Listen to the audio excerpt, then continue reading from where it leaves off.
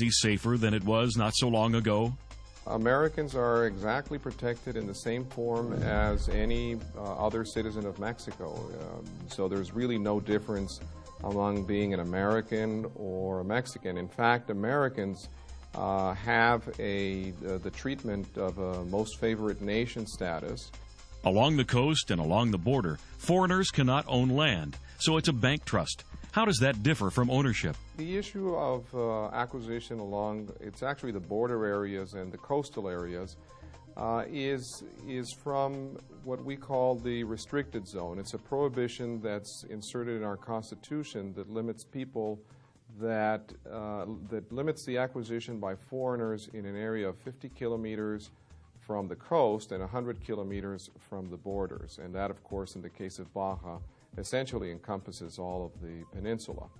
And what that essentially means is that they cannot hold ownership directly.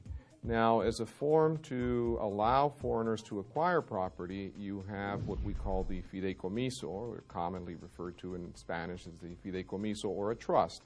In reality, these trusts are really no different than if you see them in the context of a family trust or a living trust, in which you have a trustee, which is normally a developer or the seller, where you have a trustor, a trustee who is a Mexican bank, and the beneficiary who is the purchaser of the property.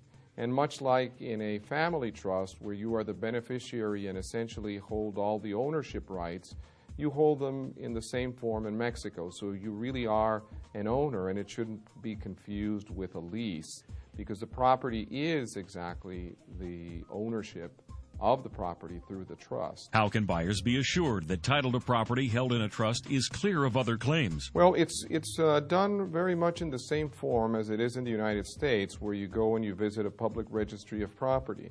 And this can be done through an attorney that you hire, or an individual with expertise in reviewing title, or you can also work with title insurance companies, many of whom have established in Mexico and offer title insurance in Mexico. And much as you would do in the United States, you would secure a title commitment prior to closing on the purchase of a piece of property, and then secure title insurance once you've acquired it. When title search fails to identify the sequence of past ownership and proper transfer of title of such ownership, what is the policy of the title insurance company? We have had many cases where we do not insure clients. We create value by two ways. One, by issuing a policy that it covers their investment, or by two, informing them that we cannot secure this investment through a policy.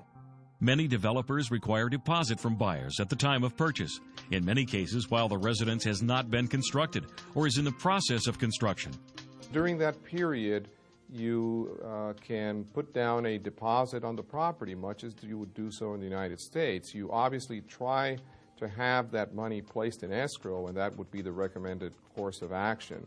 Now, in reality, many developers in Mexico will ask you to actually release the deposit to them.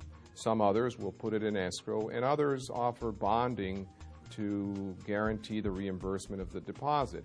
Obviously, from a legal perspective, what we would recommend is always to keep the money in escrow. What is the prudent course of action for buyers? The best course of action is putting the money in escrow.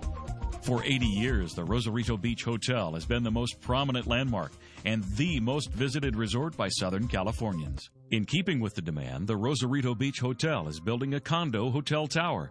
This will allow buyers to enjoy a second home and have it available to rent when not using it. CS Financial, a California mortgage bank headquartered in Beverly Hills, California, that underwrites $2 billion annually in mortgages and construction loans, has entered the Mexican market.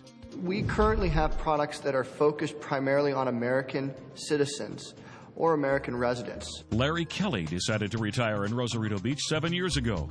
How has he found the experience to be? Decided when I retired that this is where I had to be. I love the whole atmosphere, the people, the culture, the food, everything. Was it a difficult decision to make? Not at all. I wanted a vacation home, and I went to Hawaii, and I was looking over there, and everything was so totally out of reach financially. Came back, and a friend of mine said, "Here, take my keys to a unit that he had down here." That first weekend coming down, I bought in that same weekend, and since then I'm on my 4th home now. The importance of real estate reform in Mexico is of great interest to American buyers. Uppermost is the assurance that real estate agents are knowledgeable and abide by a strict code of ethics while being policed by competent legal authorities. Hugo Torres, second-generation owner-operator of the Rosarito Beach Hotel and recently elected mayor of Rosarito Beach to serve from December 2007 to December 2010, has been at the forefront of seeking reform. We are very much concerned that people involved in real estate are really professionals. Mr. Torres was a co-founder of Attitour, a member organization of Baja coastal developers who agree to abide by a code of ethics, obtain title insurance for the properties proposed for development, and offer the same to buyers, and obtain all applicable local, state, and federal permits needed for the developments. Many Americans have long hesitated to buy property in Baja, indeed all of Mexico, due to fear that property might be lost to former claims of ownership without recourse to the American buyers.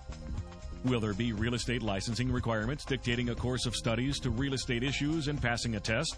Our main goal is to have the state government of Baja California and the Baja California Congress approve a proposal that the Association of Realtors has presented, in which they will require a license before they come and start selling real estate. So what we are recommending at this point for new buyers is to look for members of the associations of realtors in Baja California. There are two, the AMPI and the API. Both of them are listed in the web of Investing in Baja Oceanfront, because these people are taking courses and they have a code of ethics that they have to comply. But we are still not being required a license. That's our goal, and that should come out, if not this year, will be early next year, because it's up to the local legislator right now. Reform for real estate professionals is a very positive step, but representation to buyers are only as good as the ethics, warranty, and representations made by the developers. They must have a title insurance policy by one of the major companies, and we don't care who that is. Sure. They must either offer a performance bond or escrow the down payments of the buyer's money. We have to make sure that our franchise, being an international known brand name, Century 21, only lists properties that have funds available for the construction, that have a proven track record of delivering quality on time, that have escrow accounts available to be opened at any point of the transaction, that title insurance is available, and intangibles that, with experience, we've come to realize that how to choose our projects. The real estate boom in the U.S., California included, has slowed and in some places regressing. What will be the effect on the Baja real estate boom? I think that financing is definitely bringing in a new sales technique to these developers and the real estate companies. I also would make one comment to the market slowing. I think actually what we saw is, we saw a boom. And what we're seeing now is maybe a stronger market coming into Baja, because as opposed to speculators, now you're getting buyers that really believe in the marketplace from a standpoint of the culture and what's there to live with. And so we're actually seeing more retirement individuals coming to move down to Mexico. And to us, that's a more stable market than is a second home investment buyer. So when we say the slowing, the only area we see the slowing on is maybe we're not going to have as much equity to tap into in the States for these buyers. But we do definitely see a strong notion of retirement buyers continuing to leap down towards this area, especially your Mexican Americans wanting to come back down to their culture.